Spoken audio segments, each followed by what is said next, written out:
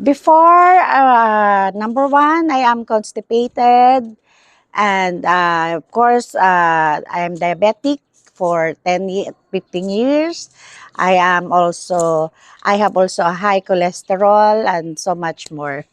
Being diabetic, no, what I don't like about it is, of course, I cannot eat my favorite sweets and desserts. So only a little, but that's why it's sad, di ba?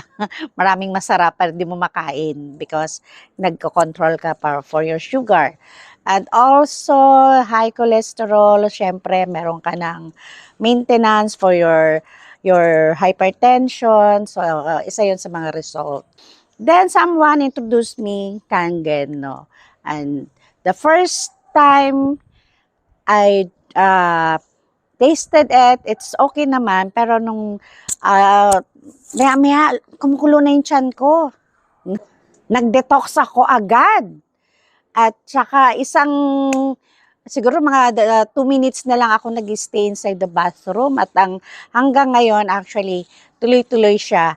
At hindi na ako nag-exert ng too much effort.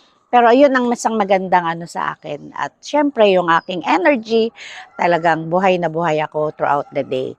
At yung sa my sugar also, no?